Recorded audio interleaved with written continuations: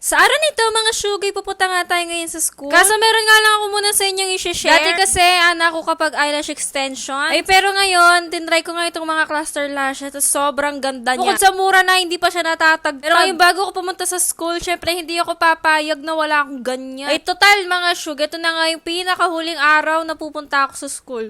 Pinakahuling araw! Syempre, kahit graduate ka na lahat-lahat, wag mo munang kalimutan kunin yung card mo. Nga ngayon, yung outfit ko ngayon, medyo sinimplihan ko na nga lang eh. Tignan nyo nga yung mga eyelash ko ngayon. O, diba? Di nyo nakilala niyan. Magta-tricycle na nga lang ako ngayon papunta sa school namin. Syempre, para mabilis tayo, alam nga wari mag-aantay pa ako ng jeep. May iba ako? Sobrang init ngayon. Diyos ko. Hindi ko na alam saan ako paper me.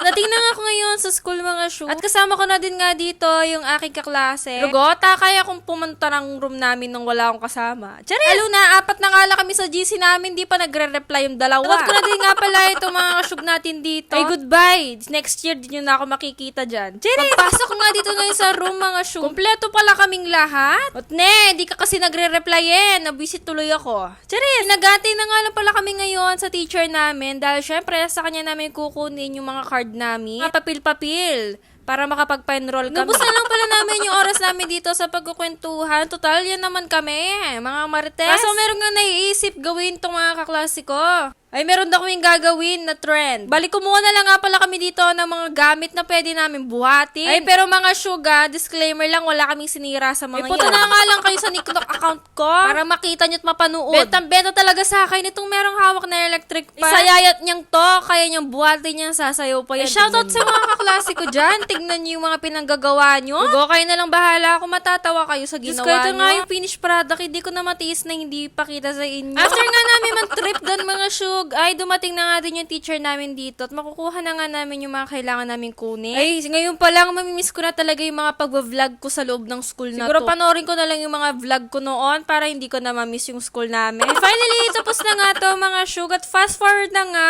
nandito na nga ako yun sa bahay namin. Alam nyo, wala nga kaming power sa oras na to, kaya naman ginawa ko, pinaglaruan ko na to kapatid ko. At nung medyo lumamig-lamig na din nga, mga sug, meron nga kaming naisip ngayon, nalagyan ko nga ng mga eyelash itong mga kasama ng mama ko. Eh, kasi kung di nyo lang talaga alam, parang dati, kilay is life, ngayon, eyelashes is talagang life. Hindi ako mapirme nang wala akong eyelash extension. Charan, ito nga ngayon, yung ginawa ko sa eyelashes niya. Personal, ang ganda-ganda niyan. Kailangan mo lang talagang alagaan ng maayos. Susunod itong isa naman, gumorala kasi kanwe, kailangan dang malagula. Hindi naman ako gaano nahihirapan sa paglalagay ng eyelash, mga shoe. Feeling ko, basic na lang sa akin yan. Hala. Kung ako sa inyo, mag-try na din nga kayo mag-cluster lashes para magkakabuka na tayong lahat. Ito nga naman yung finished product. Ay, kalago. Naman dito na nagtatapos sa ating video for today. Babush!